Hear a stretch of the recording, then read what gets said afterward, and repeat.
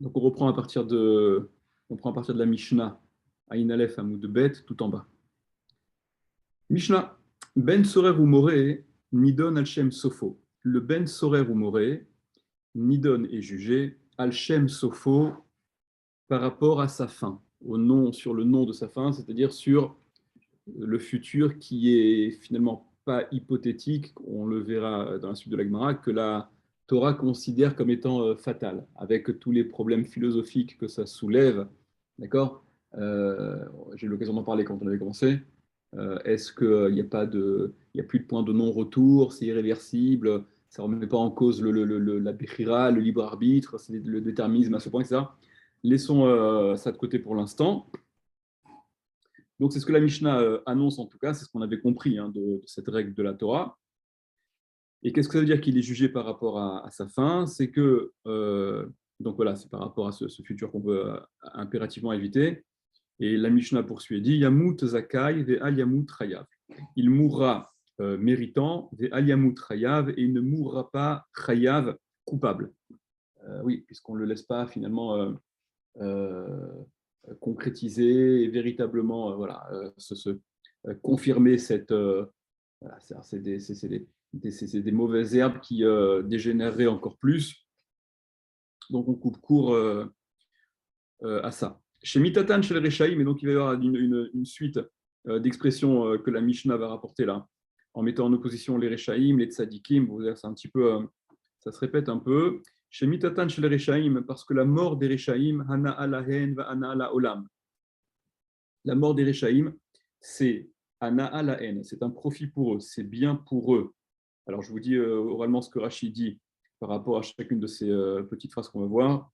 C'est bien pour eux parce qu'ils ne vont pas rajouter dans la faute, ils ne vont pas faire de péché, de faute supplémentaire. Vana la olam, et c'est une anaa, c'est un profit également, c'est quelque chose de positif pour le monde, parce que le monde est plus tranquille quand les Rechaim ne sont pas là. La tzadikim, par contre, pour les tzadikim, ralaen vera la olam, c'est mauvais pour eux, la mort est mauvaise pour les tzadikim, elle est mauvaise pour eux, elle est mauvaise pour le monde. C'est mauvais pour eux parce qu'ils auraient pu rajouter et être encore plus méritants, les tzadikim. C'est mauvais pour le monde parce qu'ils protégeaient par leur présence la génération et ils, euh, ils faisaient les remontrances nécessaires pour que les gens suivent le droit chemin. Yain Veshina la Rishaim, Ana Lahen, Bana la Olam, le vin et le sommeil, le fait de dormir. Pour les Rishaim, c'est une bonne chose, et c'est une bonne chose également pour le monde, parce que tant qu'ils boivent et qu'ils dorment, ils ne fautent pas, et ils ne sont pas, donc, ils sont en principe inoffensifs, enfin, dans la mesure où la boisson les a rendus un peu KO. Par contre, pour les tzadikim, j'ai perdu la ligne. Pour les tzadikim, Ralaen vera la olam, c'est mauvais pour eux et c'est mauvais pour le monde. C'est mauvais pour eux parce qu'ils ne peuvent pas s'adonner à l'étude de la Torah. C'est mauvais pour le monde parce que la Torah qu'ils étudient protège le monde et quand ils n'étudient pas, alors ça laisse une porte d'entrée plus facile aux problèmes qui viennent frapper le monde. Pizour la Rechaim, comment dire, le fait de s'éparpiller, d'être séparé. Pour les Rechaim, Ana à la haine, c'est bien pour eux, Ana la olam, et c'est bon pour le monde également. Parce que lorsqu'ils sont séparés les uns des autres, ils ne peuvent pas fomenter de projets communs et être dans cette dynamique mafieuse, etc. Et donc causer du mal. C'est pour ça que c'est bien pour eux et c'est bien pour le monde qu'ils soient séparés, qu'ils ne soient pas ensemble. C'est l'histoire de la tour de Babel un peu. Vela tzadikim, alors que pour les tzadikim, ra lahen vera la olam, c'est mauvais pour eux, c'est mauvais pour le monde. Kinous la rishaim, la réunion pour les rishaim, ra lahen vera la olam, c'est mauvais pour eux, c'est mauvais pour le monde, parce que quand ils sont ensemble, bah justement, c'est le contraire. Vela tzadikim, ana la haine, vana la olam, et pour les tzadikim, c'est bien pour eux et c'est bien pour le monde. Sheket la rishaim, ra lahen vera la olam, la sérénité, la tranquillité pour les Réchaïm, c'est mauvais pour eux, c'est mauvais pour le monde. Ça leur donne les moyens d'agir plus tranquillement et leurs agissements sont à leur image pas bons.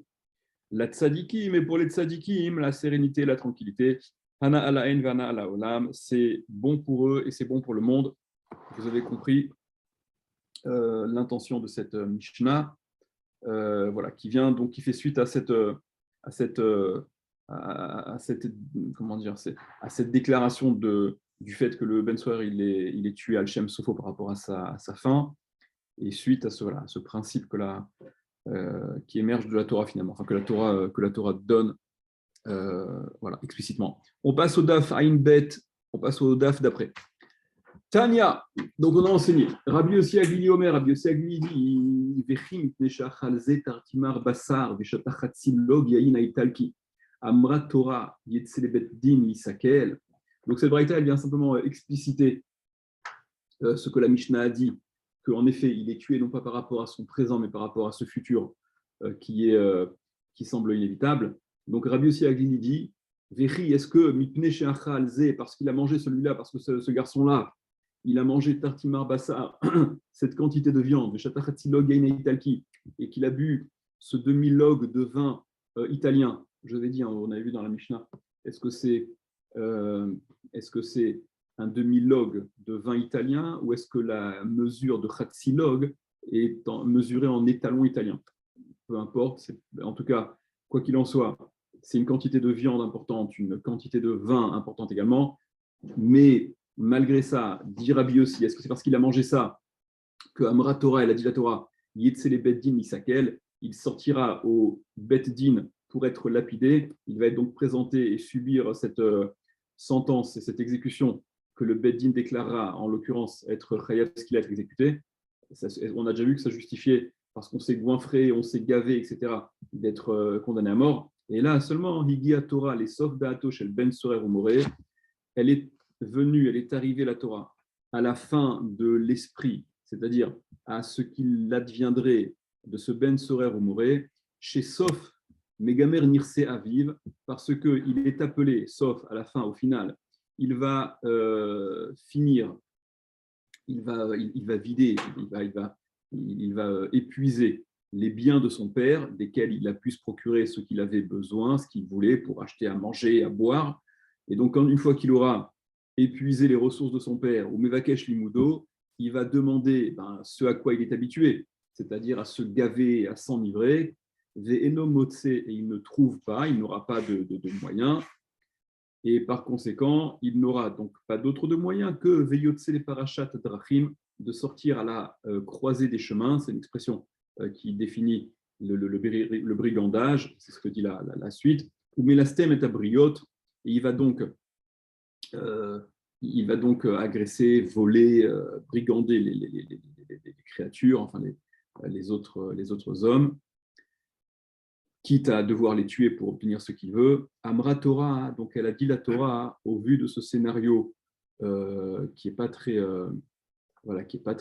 reluisant. Amra Torah, la Torah dit Yamut Zakai ve'al Yamut Chayav, qu'il meurt méritant et qu'il ne meurt pas Chayav. Chez Mitatan chez les Rechaim, parce que la mort des Rechaim, Hana alahen, lahem ve'ana laolam, c'est un profit, c'est bien pour eux et c'est bien pour le monde, bien pour eux au sens second, vous comprenez, hein, ça les empêche de fauter, même si lui, intrinsèquement, le rachat, il serait très content de fauter. Donc ça répète ce que la Mishnah, ce qu'on a vu dans la Mishnah. Ve'at tzadikim, alors que pour les tzadikim, la mort, ralahem ve'rala olam, c'est pas bon c'est mauvais pour eux et c'est mauvais pour le monde, comme on a expliqué dans la Mishnah. Shina v'yayin la Rechaim, le sommeil et le vin, la Rechaim pour les Rechaim, ana alaim ve'ana la olam, c'est bien pour eux et c'est bien pour le monde. Ah ben dans ces cas-là, il fallait le laisser boire de vin, parce que c'est bien pour les Rechaim le vin. Mais celui-là, lui, le vin ne l'endort pas, manifestement. La tzadikim, pour les tzadikim, ralahem ve'rala olam, c'est mauvais pour eux, c'est mauvais pour le monde. Sheket la Rechaim, ralahem ve'rala olam, le silence. Dans la Mishnah, c'était quoi le mot? C'était sheket ou c'était sheket aussi, ouais. Donc la tranquillité, dans la notion de tranquillité, de sérénité. Pour les Rechaim, c'est mauvais pour eux, mauvais pour le monde. Vela tzadikim ana alaim ve'ana olam, et pour les tzadikim, c'est bon pour eux, c'est bon pour le monde. Pizur la Rechaim ana alaim ve'ana olam, le fait d'être éparpillé, d'être séparé pour les Rechaim, c'est bien pour eux, c'est bien pour le monde. Vela tzadikim ralaim ve'ana olam, c'est mauvais pour eux et mauvais pour le monde s'ils ne sont pas ensemble, s'il n'y a pas cette dynamique de qui est positive. On passe à la Mishnah d'après. Haba Bamarteret, celui. C'est rapide, c'est rapide. Vous allez comprendre pourquoi la Mishnah, enfin, le Ran explique pourquoi il y a cette juxtaposition de Mishnah ici. Alors, je lis la Mishnah d'abord. Haba Bamarteret. Haba Bamarteret, c'est celui dont parle la Torah. Vous vous rappelez, celui qui rentre par effraction dans la maison de celui qu'il veut cambrioler. Donc, littéralement, Marteret, c'est une espèce de tunnel. Il va creuser il va donc par effraction s'introduire chez quelqu'un pour aller voler. Et la Torah dit à propos de celui-là, vous vous souvenez, En lo damim, ve'im yesh lo damim, il n'a pas de sang ou bien il a du sang. On va expliquer tout de suite ces expressions-là. C'est ce dont parle la Mishnah et la Gemara par la suite.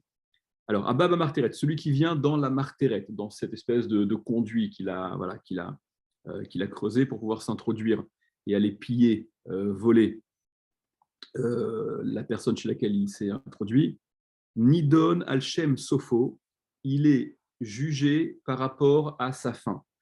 Je crois que c'est le Ran qui explique pourquoi cette Mishnah elle est évoquée ici, parce que c'est le même ordre d'idée. Là encore, vous allez voir que la Torah permet de tuer ce voleur dont on découvrirait la présence dans la mesure où on estime qu'il est prêt, lui, à tuer si jamais il y a une opposition de la part du Baal Habayit, du propriétaire.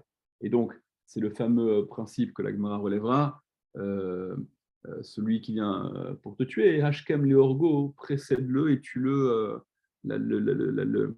cette idée de légitime défense. Donc, celui qui s'introduit chez son prochain, chez quelqu'un, pour voler, il est lui aussi jugé. C'est-à-dire que son statut, il est défini par la Torah, sa sentence, elle est définie par la Torah avant même qu'il ait pu commettre avant même qu'il ait pu être menaçant, il est permis de le tuer, celui-là. Haya Baba Marteret. Deuxième partie de la Mishnah, vous allez voir, ça va soulever un problème qui, à première vue, intuitivement, il semble étonnant. Ayababa Marteret. Il venait donc dans cette Marteret, il était en train de rentrer par effraction chez quelqu'un. Veshavar était chavit et il a cassé la cruche. Il a cassé la cruche, c'est un cas d'exemple. Il a causé un dégât matériel en s'introduisant chez celui qu'il a voulu voler. Il a cassé une vitre, il a cassé une cruche, il a cassé la télé, il a cassé ce que vous voulez. Im yeshlo damim, si, littéralement, yeshlo damim, il a du sang. Qu'est-ce que ça veut dire? Quand la Torah formule au sujet de celui qui s'introduit chez son prochain, en lo damim, il n'a pas de sang. Et c'est pour ça que la Torah signifie qu'il est possible de le tuer par précaution. Exactement. C'est comme si son sang a déjà été versé. Donc, sa vie, finalement, n'est pas à prendre en considération. C'est comme s'il avait déjà un statut de Barkatla. Il est déjà mort, celui-là. D'accord, il est déjà mort. C'est celui qui a été jugé comme étant condamné à mort. Donc, il est potentiellement déjà mort, celui-là. Et donc, c'est une façon de dire qu'on peut le tuer. Mais si, par contre, on est dans une situation où yeshlo damim, où il a du sang, ça veut dire qu'on ne peut pas attenter à sa vie. Alors, ça va être quoi les cas où on ne peut pas attenter à sa vie dans ce genre de situation? On va voir, c'est le cas où le brigand, c'est le père de celui chez qui il va voler, d'accord? Le père très rock'n'roll, quoi, d'accord? Donc, c'est le père qui va s'introduire chez le fils pour lui voler, ok? D'accord? Et là, on estime que le père, s'il est confronté à son fils qui s'oppose, il ne serait pas prêt à tuer son fils pour mener à terme son projet de vol. Il y a quand même, Donc, dans un cas comme celui-là, s'il s'agit d'un cas où yesh lo damim, de façon plus générale, où on a la certitude que le voleur n'irait pas jusqu'à tuer celui à qui il veut voler, donc on ne peut pas dire qu'on n'a donc pas le droit en représailles de le tuer. Alors, dans le cas où yesh lo damim,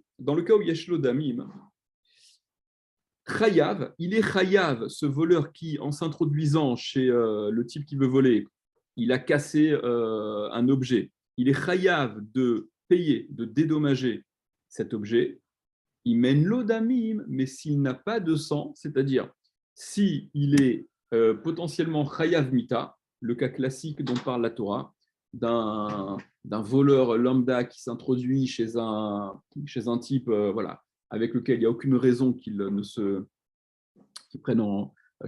n'aille pas jusqu'à le tuer si jamais il y a un problème pour mener à bien son projet. Donc si en lodamim, s'il n'a pas de sang, c'est quelqu'un qu'on peut tuer, eh bien il sera patour, il est quitte de dédommager, de payer l'objet qu'il a cassé. Ok. Pourquoi? C'est quoi cette histoire? Alors prenez Rachid tout en haut, là, la troisième ligne tout en haut. Habab Marteret, celui qui vient dans la Marteret, donc cette espèce de tunnel qu'il a creusé là. Chez Amra Torah, à propos de qui la Torah a dit Yehareg, il sera tué. Donc on peut prendre les devants et le tuer. Nidon Alchem Sofo, il est lui aussi, parce qu'il est lui aussi jugé par rapport à la suite du scénario, par Alchem Sofo, sur le nom au nom de la fin. Deha Lokatal, parce qu'il n'a pas tué. Comment se fait-il qu'on puisse le tuer? Parce qu'il est justement jugé par rapport à cette fin qu'on envisage. Explique Rachid, Deha Lokatal, puisqu'il n'a pas tué. On n'a pas vu qu'on pouvait tuer quelqu'un parce qu'on craint qu'il tue alors qu'il n'a pas tué.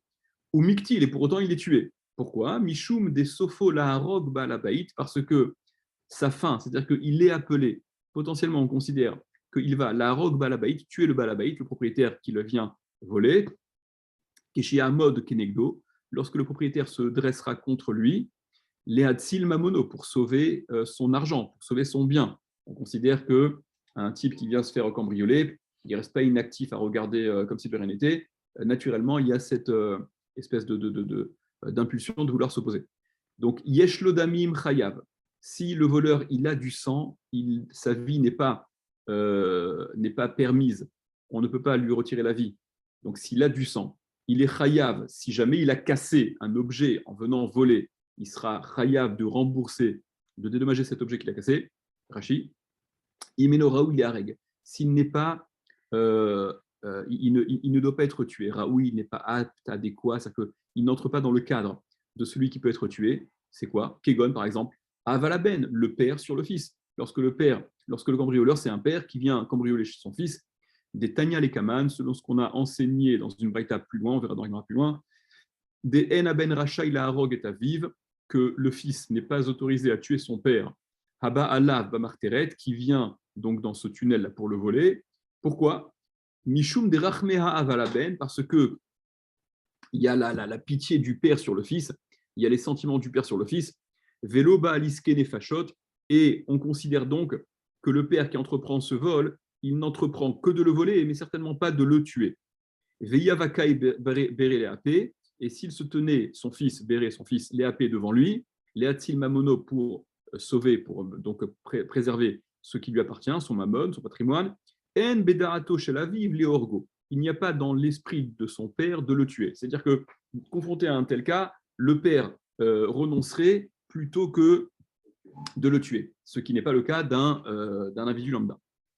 Si par contre, donc, voilà, donc Chayav, il est Chayav. On a dit que si cet individu-là, le voleur, il a Yeshlodamim, il a du sang, on ne peut pas le tuer, il n'y a pas un statut de Chayav Mita. Donc il sera par conséquent Chayav quand il a cassé un objet. Rashi, les Shalem et Chavit, de payer la cruche, Kishar Mazik, comme tout autre, comme le reste du Adam Amazik, de l'homme qui cause un dégât. De la même façon que tout homme qui cause un dégât est tenu de réparer ce dégât en dédommageant, eh bien là, il en est de même, même si le contexte il est un peu particulier.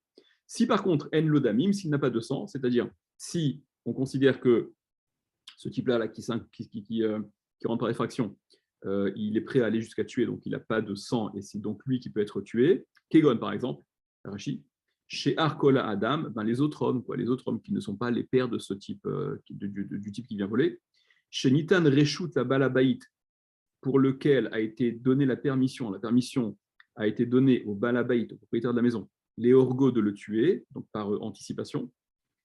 Si c'est d'un homme dans ce contexte-là dont il s'agit, et qui a cassé donc un objet, Patour Miléchalem, il est patour de payer, de dédommager. Pourquoi? C'est quoi cette histoire-là? Mapitom. C'est-à-dire qu'on le dispense. Comment? C'est ça. Mais ça, c'est étrange. On le dispense de payer ce qu'il a causé comme dégâts sous prétexte qu'il s'apprête à faire quelque chose, il est potentiellement dangereux. Mais là, on parle d'un cas où il a été attrapé, il a été maîtrisé, il a été saisi par la justice. Donc, on veut maintenant justement réparer les pots cassés. Pourquoi, sous prétexte qu'il s'apprêtait à faire quelque chose de grave, il est dispensé de ce que n'importe quelle personne doit dédommager, payer ce qu'il a causé comme dégâts. Dit Rashi, ce qu'on verra dans l'agma, il n'est donc pas tour il n'est pas tour de payer des chiyuv mita ve chiyuv tashlumin ba'in ke'echad. Parce que chiyuv mita, la peine de mort, ve chiyuv tashlumin, et le chiyuv de paiement, c'est-à-dire cette obligation-là, il se trouve, ce type-là, hein, confronté à deux chefs, pas que d'accusation, mais d'inculpation. Il est en situation de chiyuv, d'obligation, mais comme ces deux catégories de peine, ba'in ke'echad, viennent simultanément, c'est-à-dire dès lors qu'il est en train de s'infiltrer chez la personne qu'il veut voler, il a ce chiyuv mita, il a cette épée de Damoclès qui pèse sur lui, il est potentiellement, il peut être tué si on s'aperçoit de sa présence, et étant dans cette situation-là de chayav mita, hein, on ne peut pas venir cumuler le chiyuv tashlum, l'obligation de payer également. Il y a ce refus de cumul de peine de la Torah. Ve'afalpi, et Rashi poursuit, Ve'afalpi chez Nitzal, et bien qu'il a été sauvé, c'est-à-dire qu'on ne l'a pas tué finalement ce type-là. On parle du cas où il a été maîtrisé, il n'a pas été tué. Donc qu'il dédommage au moins les meubles qu'il a cassés en ayant fait cette effraction. Eh bien, dit Rashi, Ve'afalpi chez Nitzal, bien qu'il ait été sauvé, il n'a pas été tué concrètement. Patour minatashlumin, il est patour, il est dispensé du paiement des kaimalan, parce que nous tenons le principe suivant, chayve mitot shogegin kegon shelo itru bahen en meshalmin mamon chez imamita a falpi chez en eragin. C'est l'agmara donc Toubot qui rapporte, que je vous traduis les mots et j'explique. Chayve mitot shogegin, les cas de chiyuv mita beshogeg, un type il a transgressé une avera qui le rend en principe chayav mita, mais s'il a été, alors, shogegin, il était shogeg, par exemple, kegon chez Loït Rouben, on ne l'a pas averti. Alors, on peut considérer, en fait, s'il y a absence de hatra, absence d'avertissement, avant qu'il y ait la transgression de la avera, on n'applique pas la peine. Vous vous souvenez de ça, on a parlé de ça. Donc, est-ce qu'on peut mettre sur le compte d'un shogeg? Bon, c'est de la marloquette avec Rabbi, je ne sais plus qui là, que la hatra n'a été donnée que les afrin ben shogeg les mésides, et que Chaver, d'après ce qui dit que la hatra n'est là que pour faire la différence entre celui qui sait ou qui ne sait pas, et que celui qui est censé savoir n'a donc pas besoin de hatra. En tout cas, l'opinion des Chachamim, c'est que si en absence de hatra, on peut mettre à l'avantage de celui qui a transgressé la faute, de l'avoir transgressé en méconnaissance de cause, et par conséquent ne pas lui appliquer la peine, dans un cas comme celui-là, En Meshalmin Mamon chez Imamita, il ne paye pas l'argent qu'il aurait dû payer par rapport aux dégâts qu'il a fait dans cette même action-là, où il a transgressé quelque chose qui le rendait Chayav Mita, et il a attenté à l'intégrité de biens matériels qu'il serait en principe tenu de rembourser. Donc, En Meshalmin Mamon chez Imamita, on ne paye pas l'argent qu'il y a avec la mort, cette mort potentielle. Afalpi chez Neragim, bien qu'il ne soit pas tué, bien que la Avera qu'ils ont transgressée dans un contexte différent aurait justifié qu'il soit exécuté. S'il y avait la Atra, ils s'étaient entendus avertis en bonne et due forme, et que malgré tout, ils auraient transgressé donc cette faute qui déboucherait sur la peine capitale, et que dans cette même transgression-là, ils ont aussi causé un dégât matériel. De toute manière, cette atmosphère-là, cet environnement de Riyuv Mita qui pèse sur eux, même s'il n'est que potentiel, les dispense de devoir régler, de devoir payer le dégât matériel, la catégorie, la rubrique mammon matériel qu'ils ont pu causer comme dégâts. Ok, Ça ça veut c'est dire, comment? ça veut dire que le seul perdant, Ouais. c'est le propriétaire de l'objet. Exactement, exactement. C'est pour ça que je dis que c'est étonnant. En effet, c'est très étonnant. Ok, tout à fait. C'est la. Comment? Ah, est-ce qu'il rebouche le trou du tunnel, tu demandes? Écoute, c'est une bonne question. Intéressant. Il me semble que par extension, ça rentre dans le cadre de ce qui a été ouais, de Khavik, là. Mais c'est vrai que c'est très étonnant. Ce que tu relèves, en effet, c'est ce qui, c'est-à-dire que l'Agmara va relever un peu ce point-là, mais fondamentalement, c'est ce que je vous disais en faisant la Mishnah, ça semble contre-intuitif. C'est quelque chose qui nous étonne. On va y revenir. Mais nous, on attaque un petit peu la Mishnah, la Gemara. Amar Rava, il a dit Rava, Maïta'ama des marteret. C'est quoi la raison de la marteret? C'est quoi la raison de cette histoire-là? Donc, c'est ce qu'on a dit oralement, mais bon, là, c'est de là que ça sort. Rava demande, c'est quoi cette raison-là, de cette halakha spéciale de la Torah, de celui qui est en train de cambrioler, que En Lodamim, il n'a pas de sang, il peut être tué. Ok, donc là aussi, il est jugé Al-Shem Sofo par rapport à ce futur qu'on envisage. Chazaka en Adam ma'amid atzmo al mamono. Donc Rava explique, Chazaka, il y a une chazaka, il y a un état de fait, il y a une présomption, un état qui est lourd, qui est fort, que en Adam ma'amid atzmo al mamono. En Adam, un homme n'est pas ma'amid atzmo, ne se tient pas, c'est-à-dire ne reste pas passif. Al mamono, sur son argent, sur ce qui lui appartient, ne reste pas inactif quand il voit qu'on s'en prend à ce qui lui appartient. La réaction normale qui semble concerner la majorité, si ce n'est la totalité, en tout cas une majorité de personnes, c'est de ne pas rester inactif, à se laisser dépouiller sans s'interposer, sans s'opposer. Vehai memar amar iazlinan kaeleapai, et celui-là, donc le voleur, memar amar, il se dit, donc on prête cette réflexion au voleur, conscient de la réaction possible de celui qui va voler. Donc, il se dit, s'il vient et se tient devant moi, velo shavikli, et qu'il ne me laisse pas,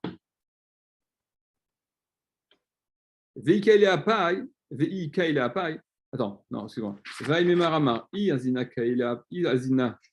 kaileapai, velo shavikli, voilà, et s'il se tient devant moi, qu'a-t-il n'allé, je vais le tuer, je le tuerai. C'est-à-dire qu'on prête au voleur la ferme intention, en cas de bug, de difficulté dans son truc, d'être prêt à aller jusqu'à tuer. La Torah Amra, et la Torah, elle a dit, donc c'est précisément sur ce cas-là, par rapport à ce scénario-là, que la Torah a dit Imba leorgecha, si bien pour te tuer, Hashkem leorgo, lève-toi, précède-le pour le tuer. Rachid, Maïtama des marteret, quelle est la raison de la marteret? Quelle est la raison de ce din-là? Chez Amra Torah, que la Torah a dit En lodamim, il n'a pas de sang, il peut être tué. Klomar, c'est-à-dire Areulecha kemi chez En lodam, il est vis-à-vis de toi, il est pour toi, tu dois le considérer. Kemi chez En lodam, comme s'il n'avait pas de sang. Veneshama, ou voilà, donc de souffle de vie, ou mutar lehorgo, et qu'il est permis de le tuer. Pourquoi? Chazaka en adama amidatsmu al mamono, il y a une chazaka, ça m'est fait, c'est un constat. Un homme ne se tient pas sur son argent, ne reste pas inactif par rapport à son patrimoine. Chez Roé, qu'il voit, chez Acher Notlo, qu'un autre, qu'une tierce personne le prend, est en train de le dévaliser. Veshotek, qu'il se taise. On n'est pas dans un. C'est pas comme ça que ça se passe. Ilkar, par conséquent, Yodea Ganavazé, il sait ce voleur-là. Chez Balabaït, que le propriétaire. Omed al-Mamono, il se tient, il défendra son bien, les Hatsilo pour le sauver. Ou Memara et donc il dit le voleur, il se dit Yazina legapekae beapai, vei kae katinale. Ici je vais et qu'il se tient devant moi, eh bien s'il se tient devant moi, je le tue. S'il s'oppose, je le tuerai, je suis prêt à le tuer. Ve'amralecha Torah, et la Torah te dit En lodamim, c'est précisément pour ça que En lodamim, il n'a pas de vie, mais la medatra, et donc elle t'enseigne la Torah, mais achar chez Ubale Orgecha, du fait qu'il vienne pour te tuer ce voleur, c'est-à-dire qu'il est prêt à en arriver là, Ashkemata le orgo, lève-toi, toi, prends les devants et tue-le, toi.